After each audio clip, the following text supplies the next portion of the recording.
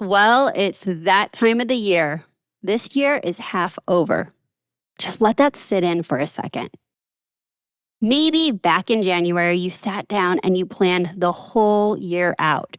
You set your goals, you mapped out the revenue, and you pictured exactly where you'd be right now.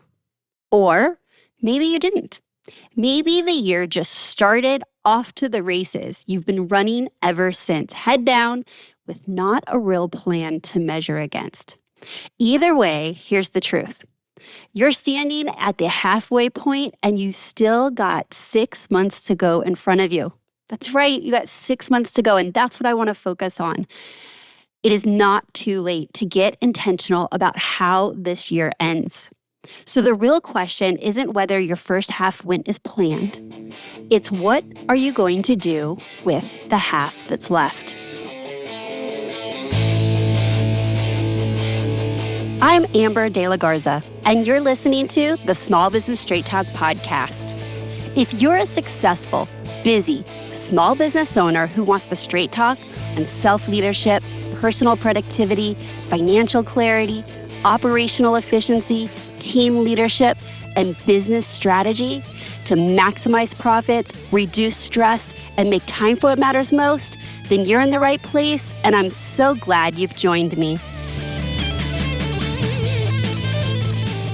Today is episode 427, Mid-Year Realignment. Finish your year strong.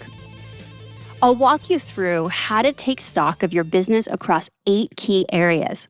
Run each one of them through my insight feedback loop to decide what changes and build a realigned plan to finish the year strong.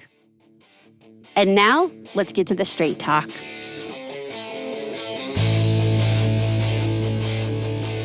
So I just opened today's episode with the question of, what are you going to do with the last 6 months of the year?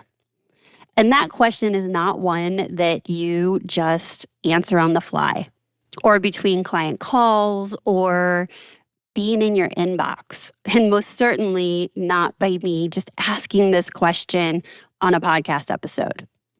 It is one that you are going to answer on purpose with a little space and a little quiet time.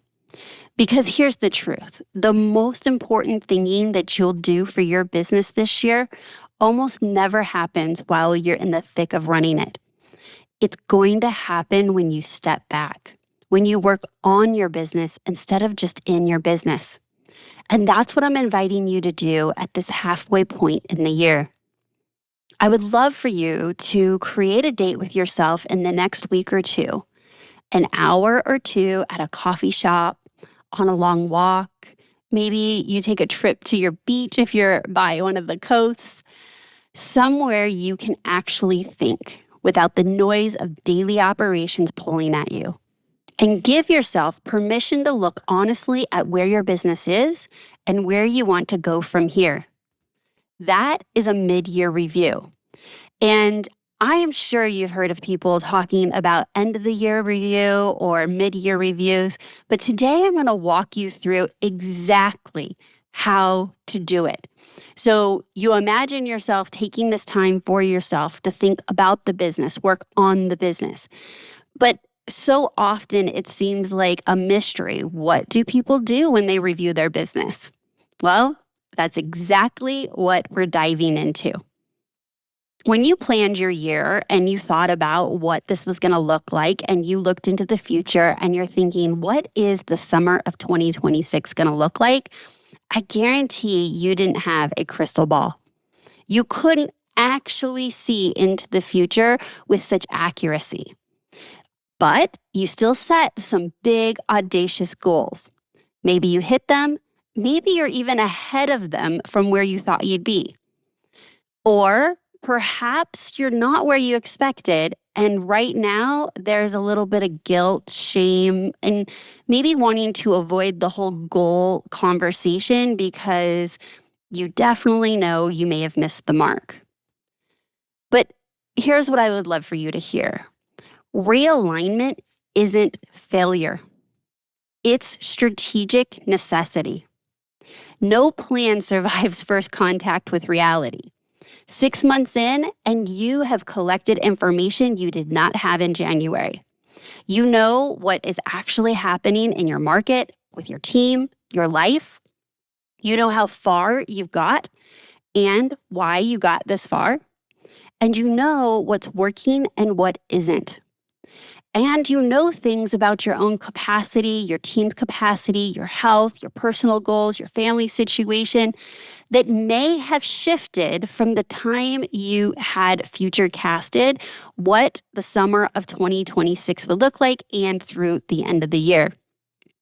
That is not a reason to feel behind.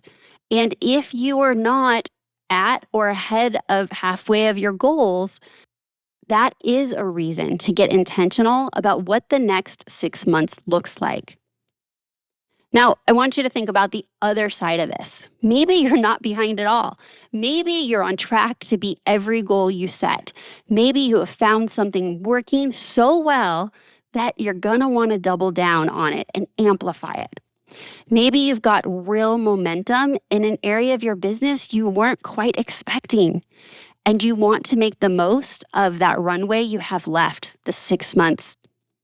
A mid-year check-in isn't just for people who need to course correct because they've missed the mark or the halfway mark.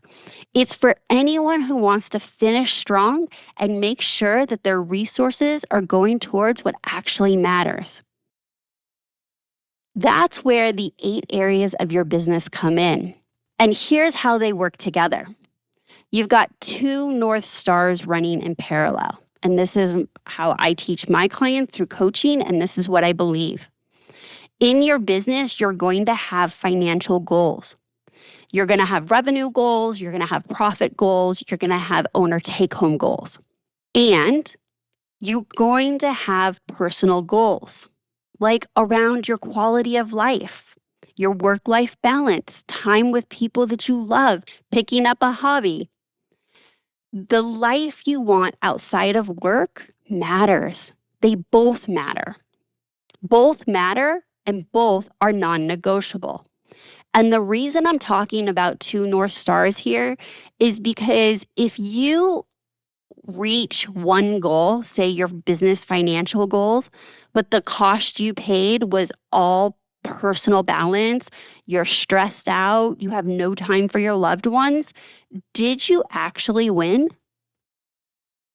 When you have and you are clear around 2 North Stars, I call this the and method. Your business and your personal life aren't an either or. You don't trade one for the other. It's always an and. And when you're setting goals with this and method, you are able to set goals that align with each other and not work against each other. Let me make this real for a second. Picture a business owner halfway through her year. On paper, she's winning. Revenue's up. Best first half she has ever had. But when she finally sits down for her mid-year review and puts her personal goals right next to her financial ones, the picture changes. She hasn't taken a full weekend off since February. She missed 3 of her kids' games. The healthy habits she started in January are long gone.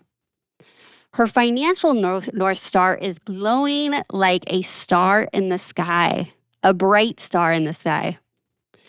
But her personal one has gone dark. To me, that is not success. That's a trade that she never meant to make.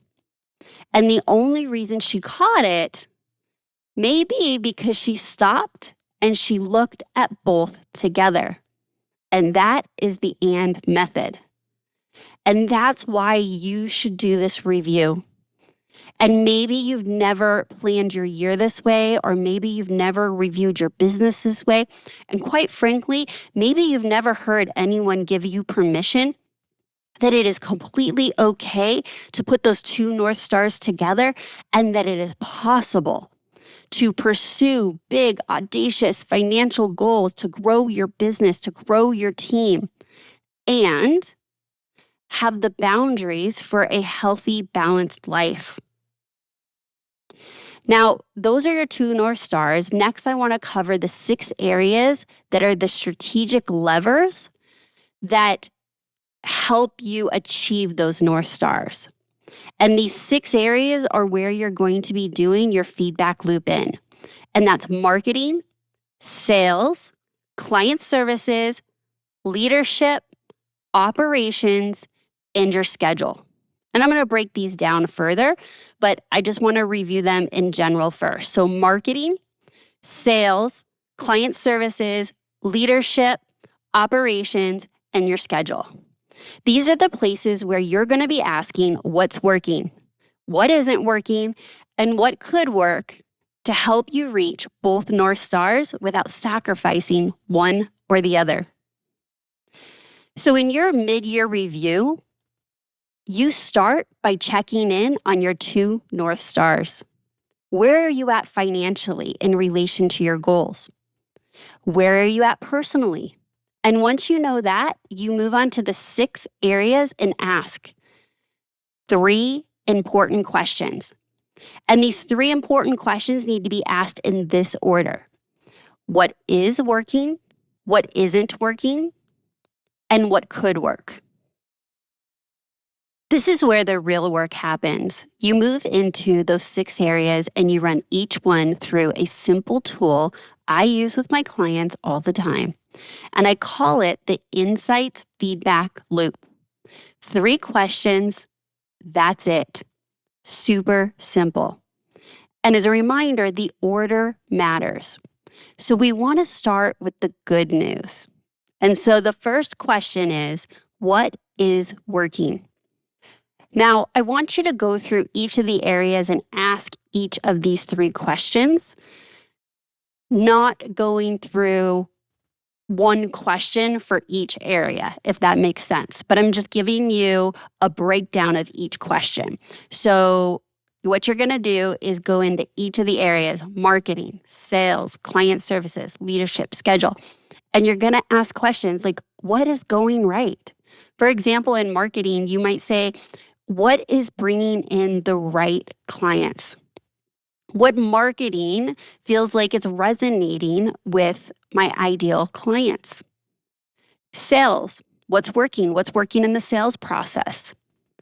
And you go through and you really get curious, and starting with what's working is actually on purpose, because when you name what's working, you get to celebrate the wins that you may overlook. Many of us do.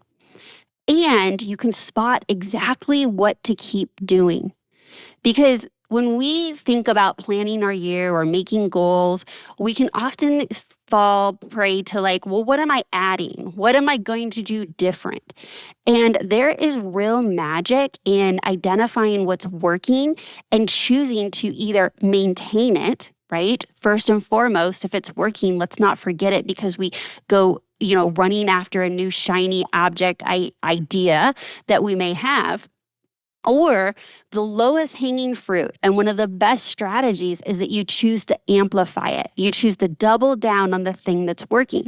Sometimes things can be working and we miss this opportunity to say, well, if I have 4 different marketing strategies and one is a standout star, well, what would I would take to double down on that one area? And that naturally leads into the second question, which is what is not working?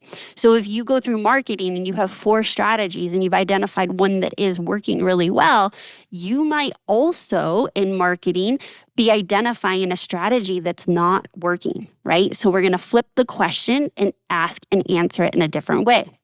So you can do this by looking at the results. You can do this about thinking about how consistent you are with it. You can see, again, every area of your business is different, but you're asking and answering these open-ended questions to get your brain to just start thinking in these 6 areas of your business.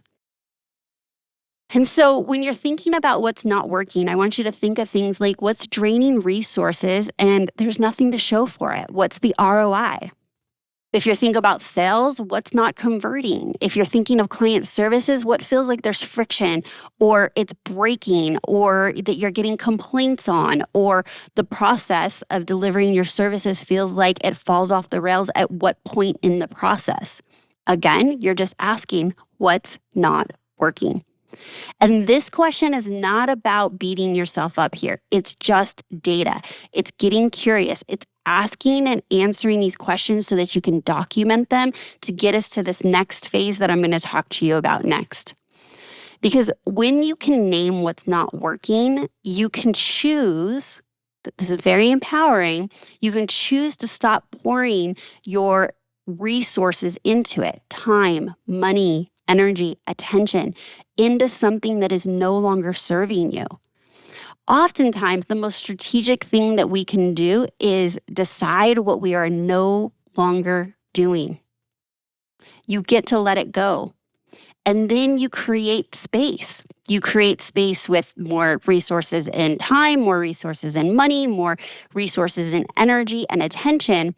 And that allows you to do the previous strategy, which is amplify and double down on what is working.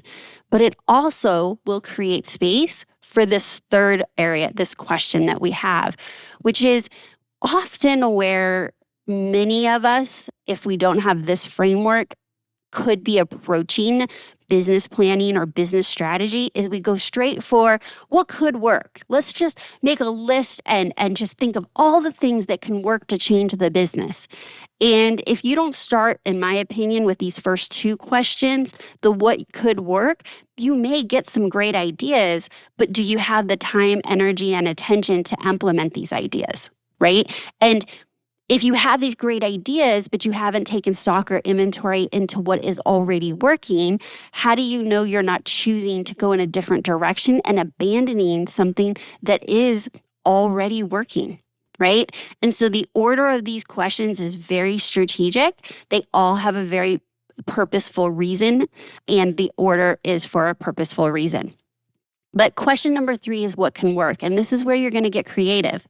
And in each of these areas of your business, you're going to ask yourself, like, is there a new approach to marketing? Is there something I want to roll out? And I keep using marketing because it's the first one on my list, but what could work in my leadership skills? What can work in the way that I'm showing up and communicating to my team? Or what could be working better with my schedule? Right? And so if you just take schedule through these 3 questions, what is working, what isn't working, now we get to start solving for, well, what could work? What could work is X, Y, and Z. And so I just want you to do like a brain dump, like you're just thinking of all the things that could possibly work if you wanted to do them differently.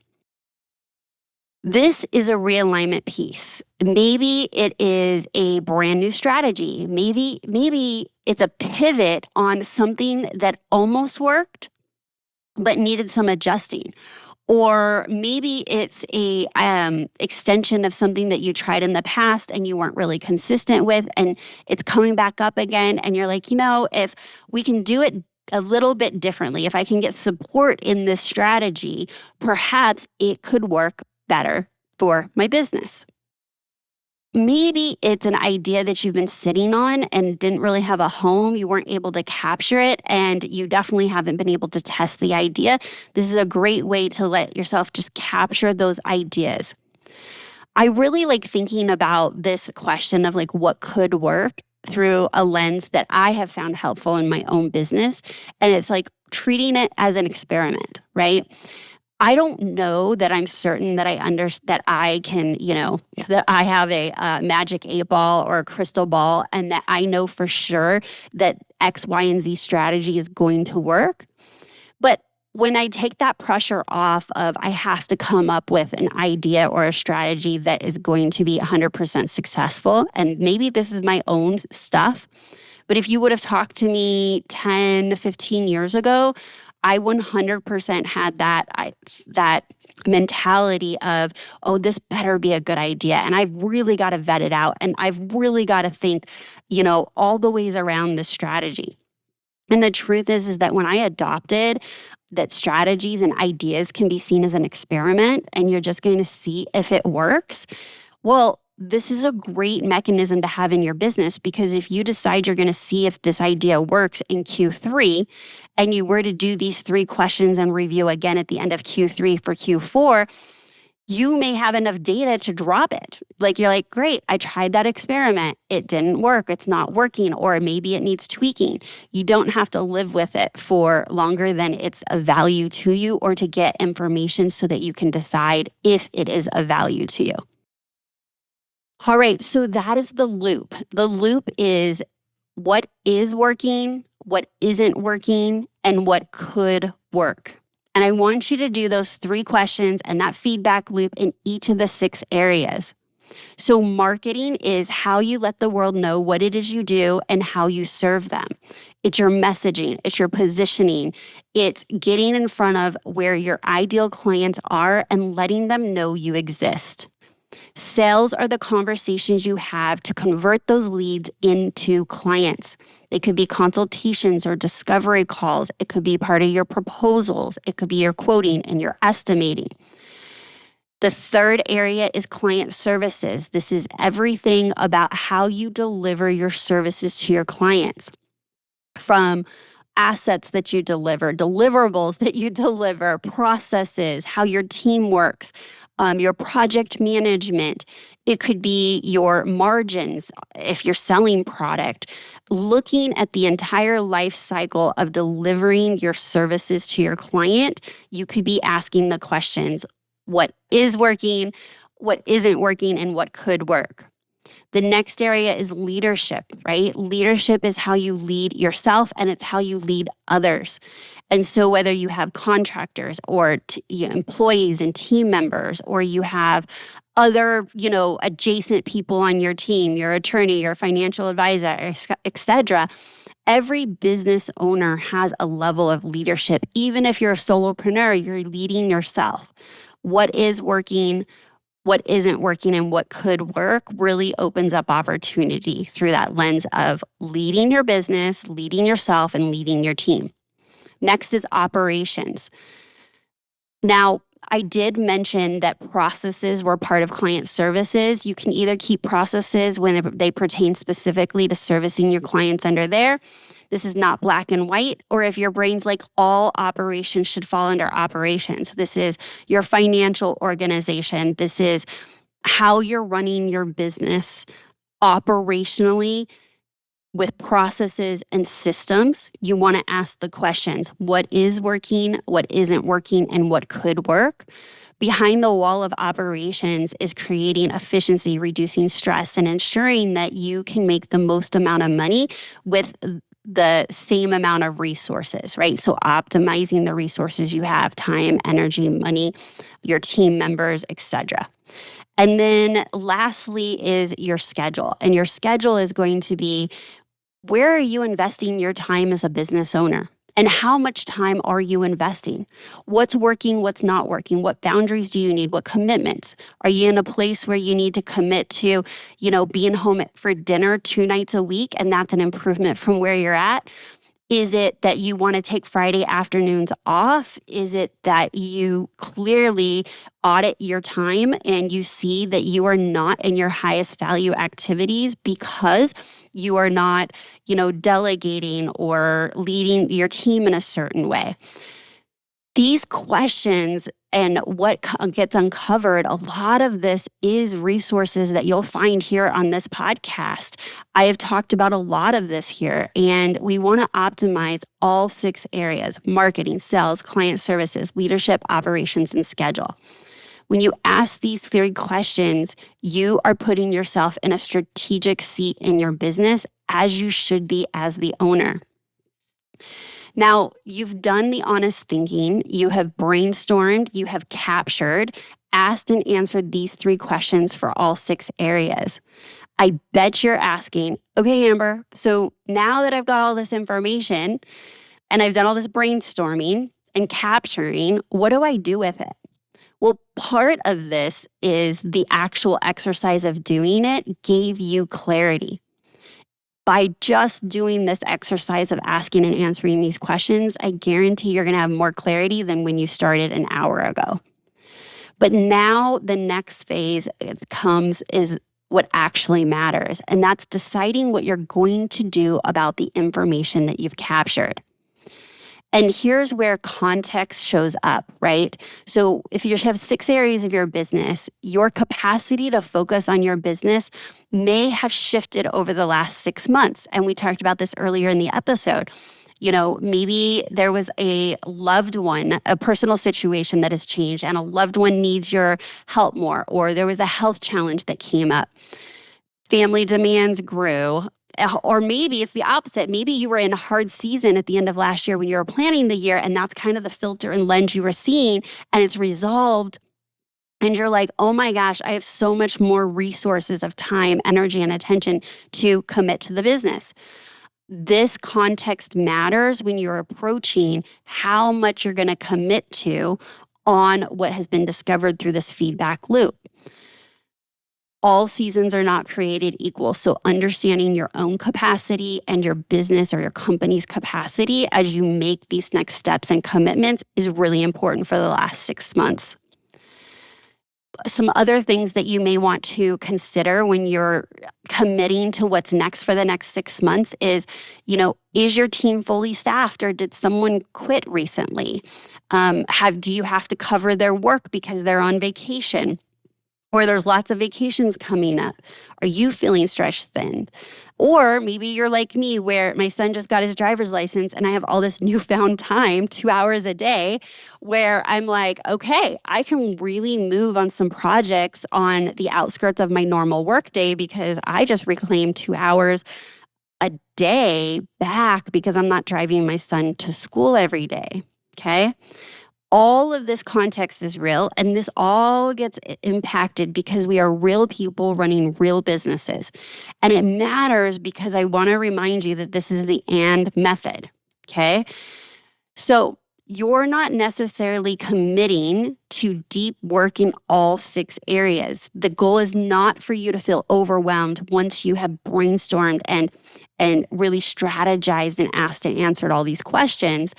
I want you to take it, look at your context, personal and business, and then you're going to make intentional choices. Maybe you go deep on 2 or 3 of the areas in your business that are closest to the dollar right now.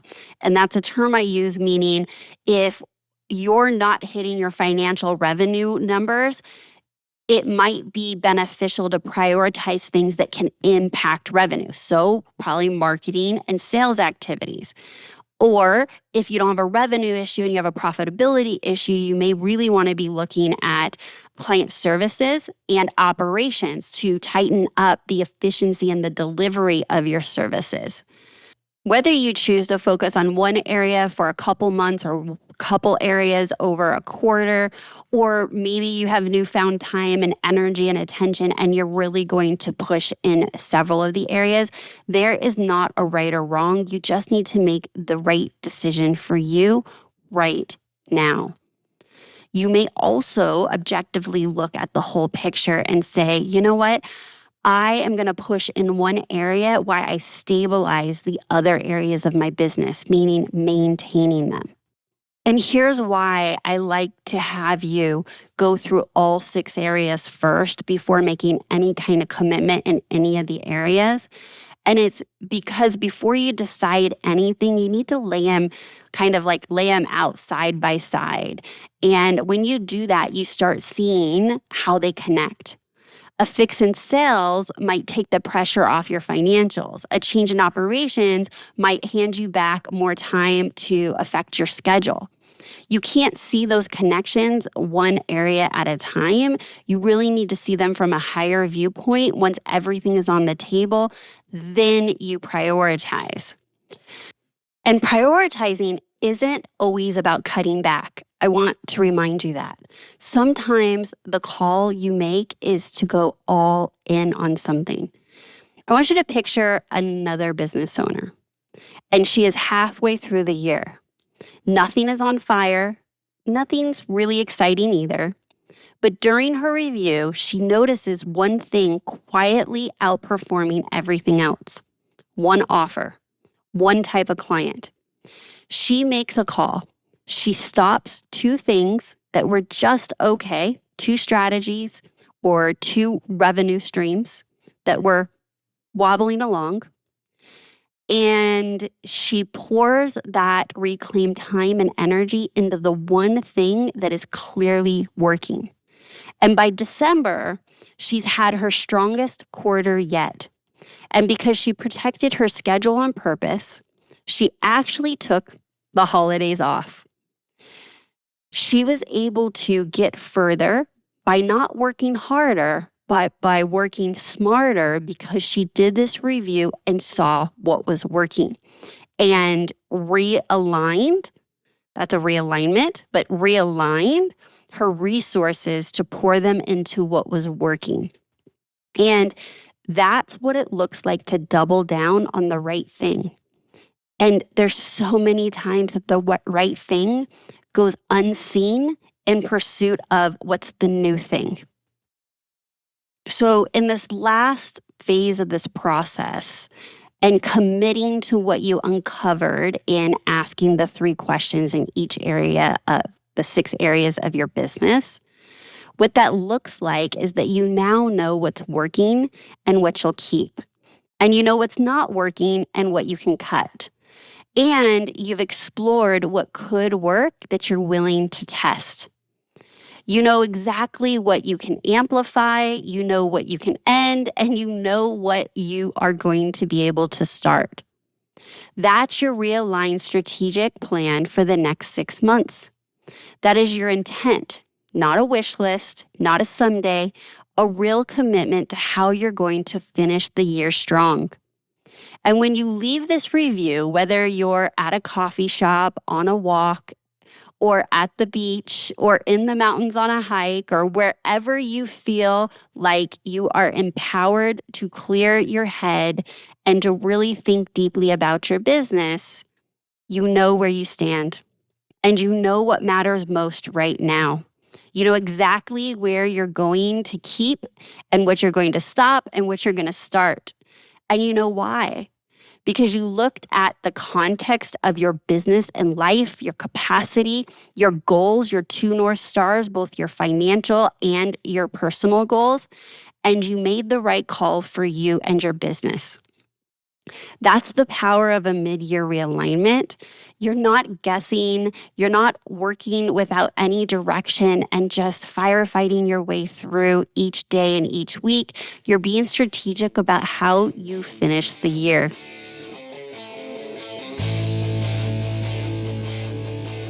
So let's bring today's conversation all together. A mid-year realignment really comes down to 3 moves. You check in on your 2 North Stars, your financial goals and your personal goals. And you look honestly at 6 areas that drive them.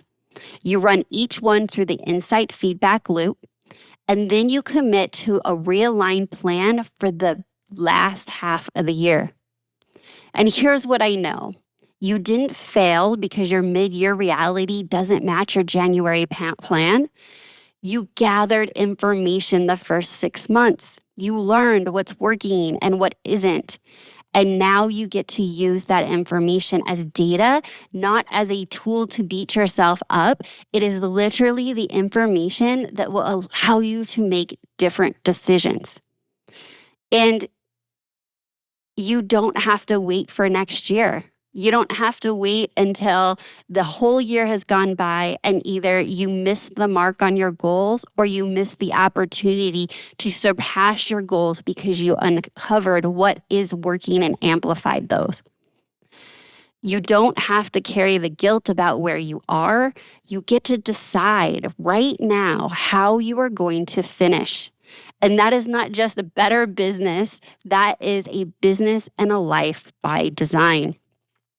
I have loved having you listen to this episode of the Small Business Straight Talk podcast. And I sure hope you found our conversation all about a mid-year realignment to be valuable.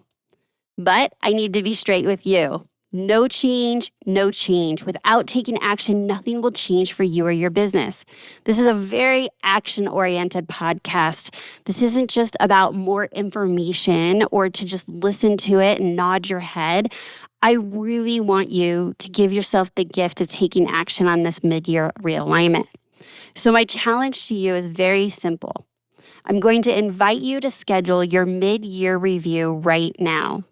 I want you to hit pause and open your calendar and block off the time before you do anything else, like hit the next play on the next podcast or pick up the kids or run into the office or whatever's next on your agenda. I want you to get time on the calendar for this. And here's the good news. You get to do this in whatever way fits for your life. I was thinking about this challenge and I was thinking about, how can I make this accessible and feeling like it's easy for anybody to take it on? And I want you to think of this as a date with yourself. I want you to think of it as a couple hours at a coffee shop, like I've mentioned, or on a long walk, somewhere where you can think clearly.